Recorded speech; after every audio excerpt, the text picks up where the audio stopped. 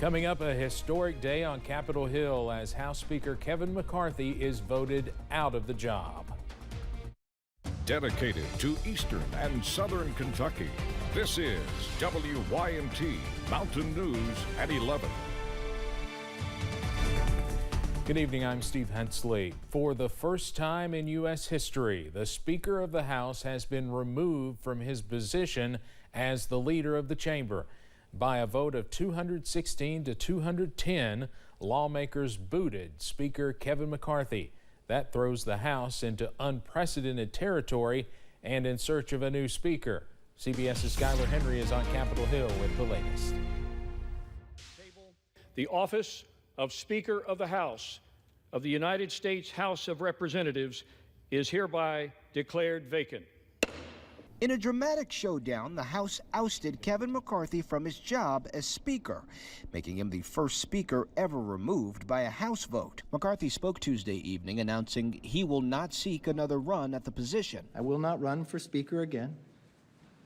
I'll have the conference pick somebody else. Chaos is Speaker McCarthy. McCarthy's key GOP rival, Matt Gaetz of Florida, sparked the historic move by forcing the vote on the motion to vacate. The reason Kevin McCarthy went down today is because nobody trusts Kevin McCarthy. You all know Matt Gaetz. You know it was personal. The now former Speaker angered right-flank members of his party by working with Democrats on a funding bill to avoid a government shutdown. Before today's vote, McCarthy said he was prepared for the outcome. Keeping government open and paying our troops was the right decision. I stand by that decision. And at the end of the day, if I have to lose my job over it, so be it. Moments after the vote to remove McCarthy, his close ally, Patrick McHenry of North Carolina, was named Speaker pro tempore. Over the weekend, the country just narrowly avoided a government shutdown, but that fix was only temporary. The clock is ticking. That short deal runs out in 43 days. Skylar Henry, CBS News, Capitol Hill. Only 8 Republicans voted to vacate the chair, but 208 Democrats refused to come to McCarthy's rescue and save his speakership. Congressman Hal Rogers released a statement late tonight saying in part, quote, "The House made a monumental mistake by ousting Speaker McCarthy. I pray this chamber will select a new leader quickly so we can get back to work for the American people without reckless targets on the leaders selected by this governing body," end quote. As Dean of the House, Congressman Rogers swore in Speaker McCarthy back in January. He served as Speaker for just 9 months.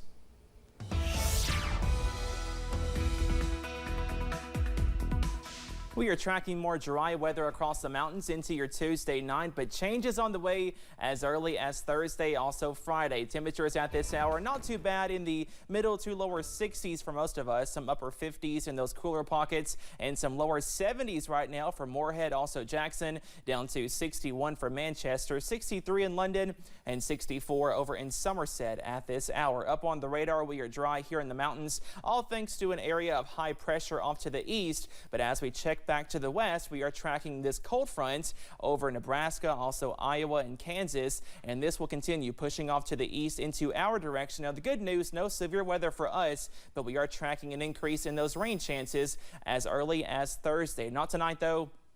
We stay dry, also mainly clear, and those temperatures back in the upper 50s and lower 60s as you wake up on Wednesday. Also watching out for some areas of dense fog as well in some areas. But again, the big story by Thursday night, also Friday, rain chances are back, and then some cooler weather by this weekend. All those details coming up in just a few minutes. Steve?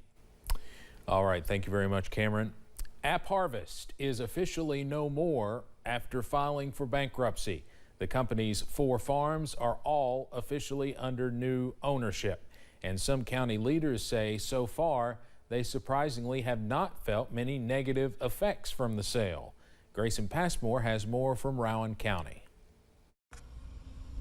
It was heralded as the future of food. Now you're going to see farms that you operate with an iPhone and iPad. During this media tour in 2021, App Harvest founder and former CEO Jonathan Webb said he hoped to build 12 facilities, like this 60-acre greenhouse in Moorhead, by 2025. But 2 years and 4 indoor farms later, the agritech business filed for Chapter 11 bankruptcy. A group called Equilibrium bought the greenhouses, and each of the farms in Moorhead, Somerset, Richmond, and Berea are now operating under new owners. And they have contracted with Mastinardi, which is a group that does farms. So they've contracted with them to run the farm operation. And from the county standpoint, we really hadn't seen anything. Rowan County Judge Executive Harry Clark says the transition between owners has actually been as seamless and easy as they could have hoped for. I talked to the farm manager, one of the managers here just a few days ago, and they've replanted everything. All the greenhouses are replanted. Ours is replanted here. Clark says this operation alone brings in $1 million in tax revenue to the county each year. While Webb and other administrative employees were terminated, Clark says as far as he knows, the 270 greenhouse workers will keep their jobs here. And we show growth every year. We're projected to grow over the next 20 to 25 years. So, you know, this is just another piece for us to continue to grow, attract people, attract other businesses in. And Clark hopes keeping one of the country's largest greenhouses right here in Rowan County is just the way to do that. In Moorhead, Grayson Passmore, WKYT. Now to a developing story tonight. The search for a man deputies say tried to kill a 73-year-old woman is over.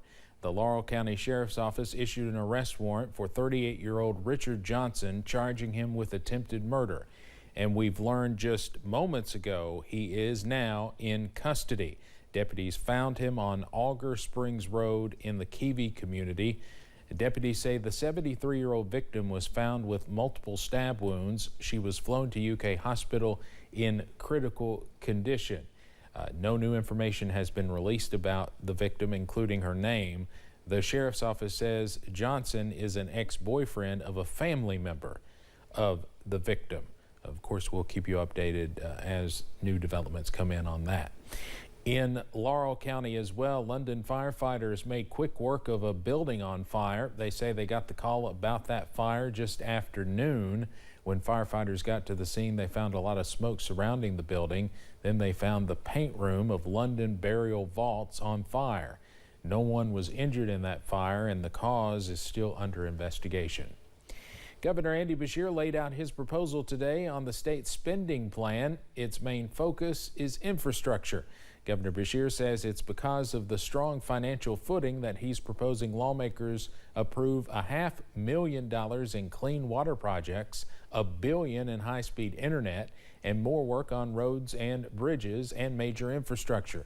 The governor is also proposing $10 million for affordable housing and says it will be the first time in 20 years that has made its way into the general fund. Our investments in our roads and bridges help drive economic growth while making sure our families are traveling safely to work, to school, and to church.